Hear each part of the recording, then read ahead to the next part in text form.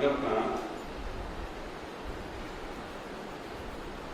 कोईक भाईना घर पासे आव्या।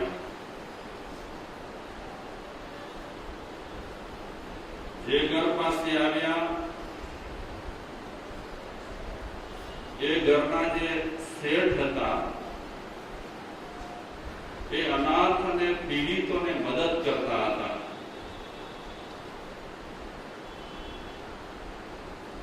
अनाथ पीड़ितों ने मदद करनार ए सेठना घरमां गौतम बुद्ध दाखल थया।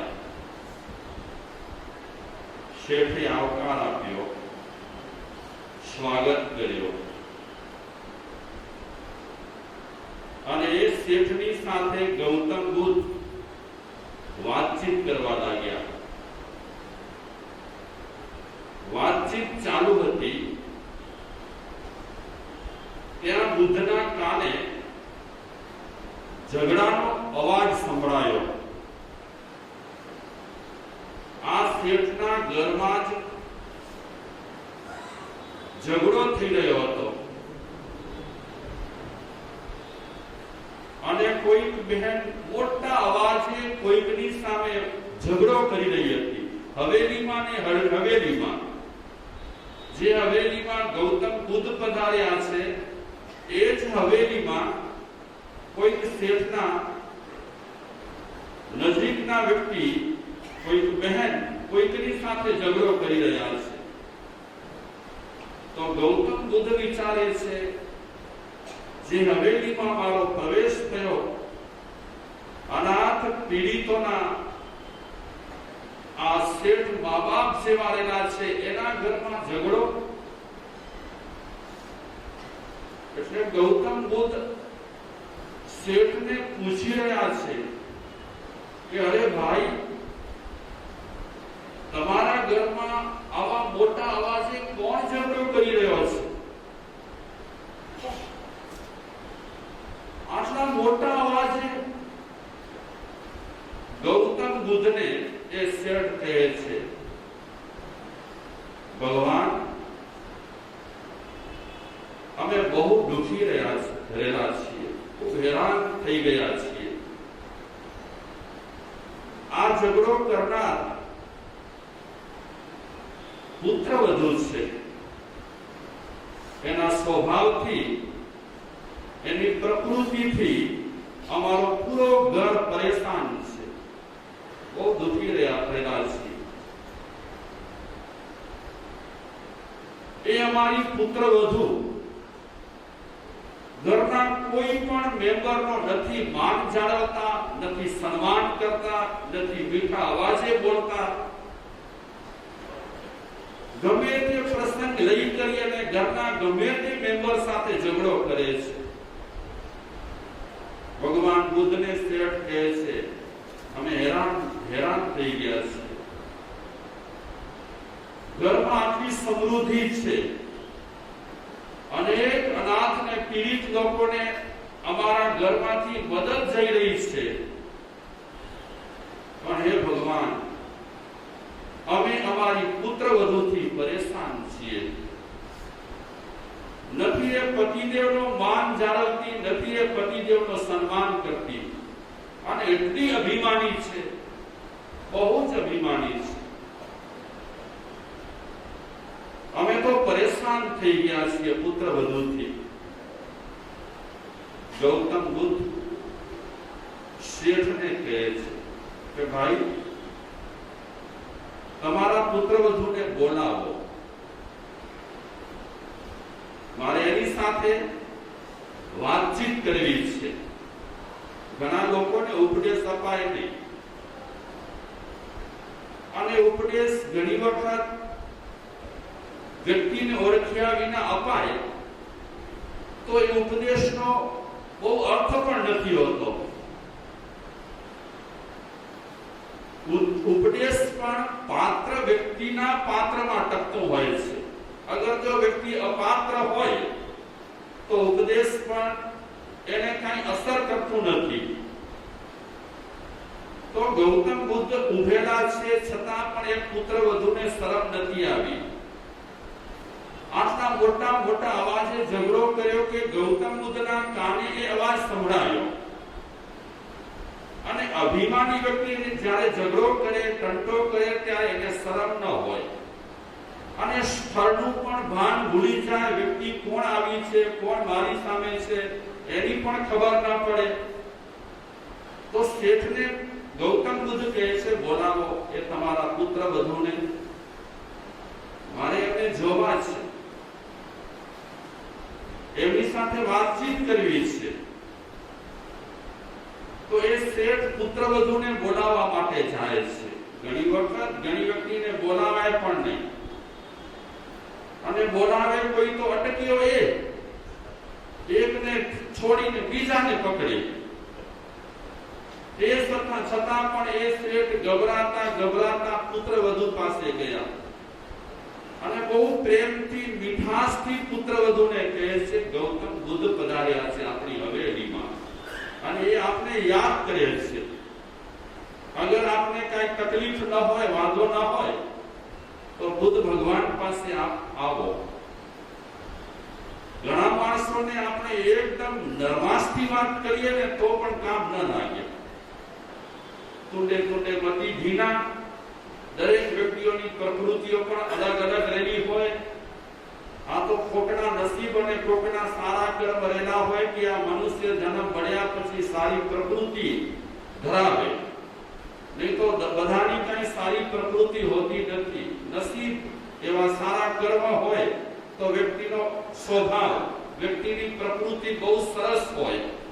તો એ પુત્રવધુ બુદ્ધ પાસે આવી ગૌતમ બુદ્ધને પગે લાગે છે. ગૌતમ બુદ્ધ એને જુએ છે અને એ બહેનને કહે છે કે હું આપને પ્રશ્ન પૂછીશ. એ પ્રશ્ન પૂછું એનાથી પહેલા હું ગૃહિણીના 7 પ્રકાર બતાવું છું. કોના? ગૃહિણીના 7 પ્રકાર. વાત બહુ સરસ છે. આવા પ્રબુદ્ધ પુરુષ પણ ગૃહિણીના પ્રકારો બતાવે છે. તો બુદ્ધ સીધો ઉપદેશ ના આપ્યો અને સીધા ગૃહિણીના 7 પ્રકાર બતાવ્યા. પહેલો પ્રકાર વધિક ક્ષમા. બીજો પ્રકાર ચોર સમા. ત્રીજો પ્રકાર આર્ય સમા. ચોથો પ્રકાર માતૃ સમા. પાંચમો પ્રકાર સખી સમા.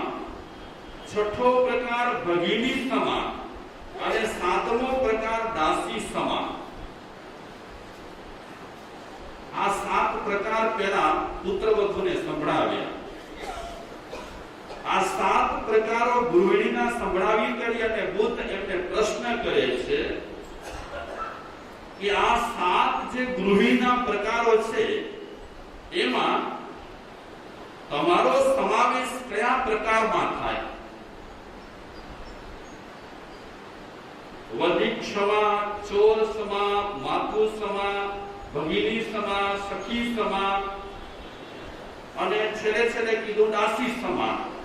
તો આ 7 પ્રકારના જે ગૃહિણી બતાવ્યા છે એમાં આપણો પ્રકાર કયો? એ શેઠની પુત્રવધુનું નામ હતું સુજાતા. તો સુજાતા ગૌતમ બુદ્ધને કહે છે કે આપે ગૃહિણીના 7 પ્રકારો બતાવ્યા, પણ મને એમાં કઈ સમજ પડી નથી. જે રીતે આપણને અત્યારે કઈ સમજ નથી પડી. શું વધિક ક્ષમા ને, શું ચોર સમા ને, શું માતૃ સમા ને, XY છે. સમજ આપણને પણ નથી પડી, સમજ પેલી પુત્રવધુને પણ નથી પડી. તો પુત્રવધુએ સામેથી બુદ્ધને નમ્રતા સાથે પૂછ્યું કે પ્રભુ, આપે ગૃહિણીના 7 પ્રકાર બતાવ્યા. આ 7 પ્રકાર વિશે હું કાંઈ જ સમજતી નથી. સમજતી જ ન હોઉં તો ઉત્તર શું આપું? જવાબ શું આપો? આપ મને પૂછી રહ્યા છો કે આ 7 પ્રકારમાંથી આપનો સમાવેશ કયા પ્રકારમાં થાય? તો આપ એ 7 પ્રકાર મને સમજાવશો અને 7 પ્રકાર વિશે મને કંઈક સમજ પડશે તો હું આપને ઉત્તર આપીશ કે આ 7 પ્રકારમાંથી મારો સમાવેશ કયામાં થાય છે. તો બુદ્ધ કહે છે વધિક ક્ષમા. આ ગૃહિણી ક્રોધ કરતી હોય, વારે ઘડીએ નાનું કારણ હો તો પણ એકદમ ગુસ્સો કરે, બહુ આવેશમાં આવી જાય અને પતિ પર બિલકુલ પ્રેમ રાખતી ન હોય, પર પુરુષની આશા કરેલી હોય, બીજા માણસો પ્રત્યે લટ્ટુ થઈ જાય અને વાતે એકદમ શું ને શું બોલે ખબર ના પડે. આવી જે ગૃહિણી હોય એને હત્યારી કહેવાય અને હત્યારી એટલે વધિક ક્ષમા. આપણે પ્રકાર જાણી લઈશું, એની થોડી માહિતી લઈ લઈશું, પછી બીજું કઈ પૂછીશું નહીં. પછી એમની સાથે જે ચર્ચા થતી હશે તે આપણે જાણી લઈશું.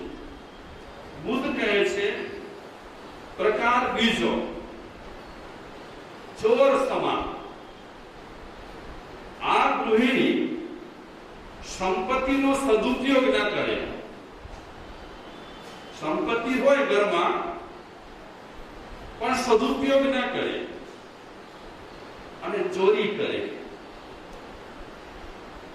પોતાનું જ ઘર હોય, પોતાની નિજ સંપત્તિ હોય, એના પતિદેવે જ એ સંપત્તિ કમાવેલી હોય, તે છતાં પણ ઘરમાંથી શું કરે? ચોરી કરે અને ઉપયોગ સરખો ના કરે સંપત્તિનો. આને કહેવાય ચોર સમાન, જેને આપણે કહીએ ચોરની સમાન.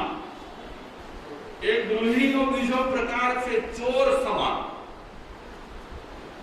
ત્રીજો પ્રકાર બતાવે છે, સમજાવે છે, જે એકદમ આળસુ હોય, બિલકુલ કાંઈ કામ ન કરે, આળસ અને આળસ શરીરમાં ભર્યો પડ્યો હોય.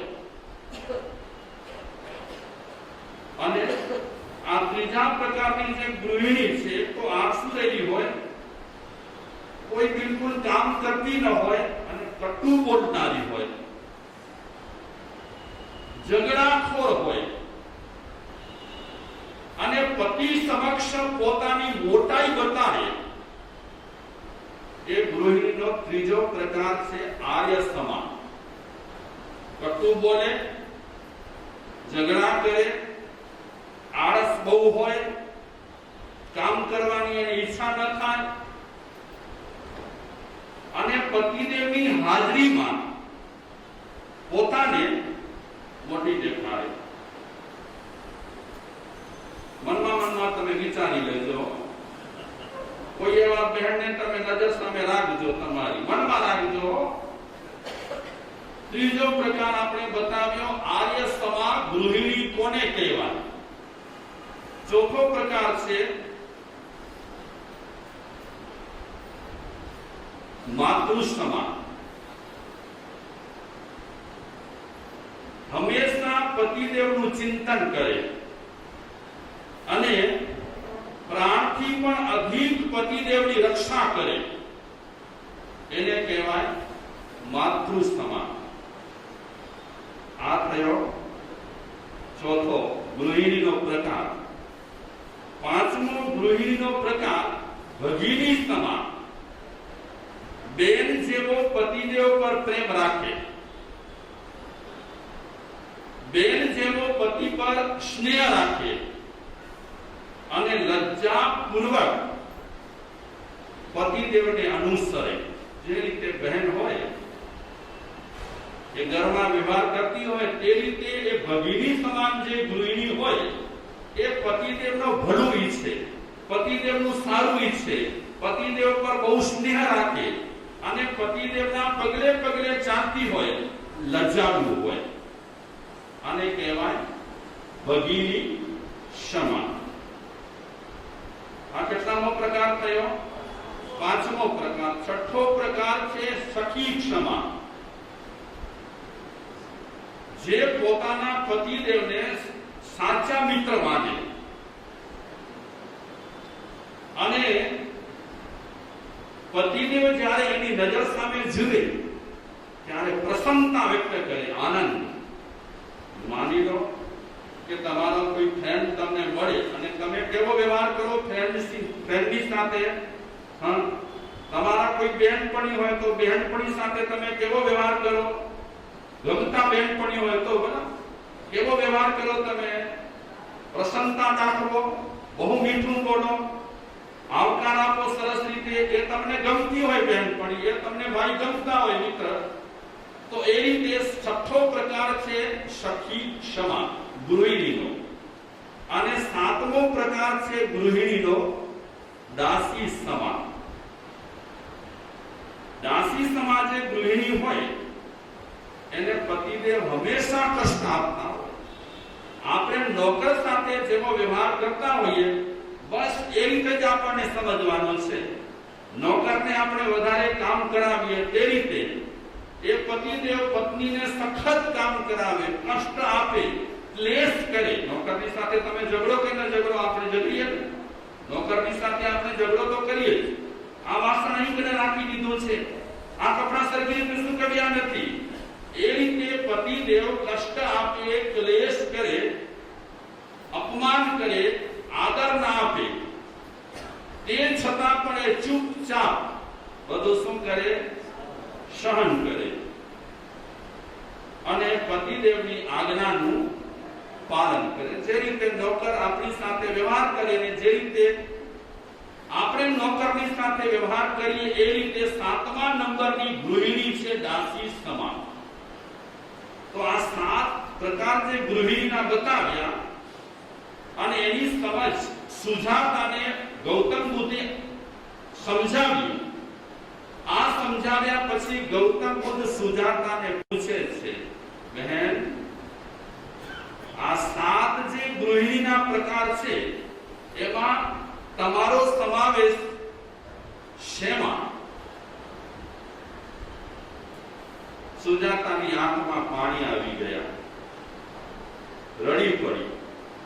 રડે જ ને, કારણ કે ઘરમાં વ્યવહાર એવો કરતી હતી, બધા સાથે ઝઘડતી હતી. પતિદેવ સાથે તો ઠીક, ઘરમાં કોઈ પણ વ્યક્તિ ભટકાય તો ગમે તેની સાથે ઝઘડતી હતી. તો આજે બુદ્ધે સુજાતાને પૂછી રહ્યા છે કે આ સાતમાંથી તમારો સમાવેશ શેમાં થઈ શકે? સુજાતા રડી રહ્યા છે. રડતા રડતા એ ગૌતમ બુદ્ધના ચરણમાં ઢળી પડે છે. ચરણમાં ઢળી કરી આંસુ લૂછી કરી અને સુજાતા ગૌતમ બુદ્ધને કહે છે, પ્રભુ, આજથી હું ઘરમાં એવો વ્યવહાર કરીશ, કોઈની સાથે ઝઘડીશ નહીં, કોઈની સાથે મોટા અવાજે બોલીશ નહીં, કોઈનું અપમાન કરીશ નહીં, દરેકને સત્કારીશ, દરેકની સાથે પ્રેમપૂર્વક રહીશ અને હું મારું જીવન બહુ સરસ રીતે પસાર કરીશ. આપ મને શું આપો? આશીર્વાદ આપો.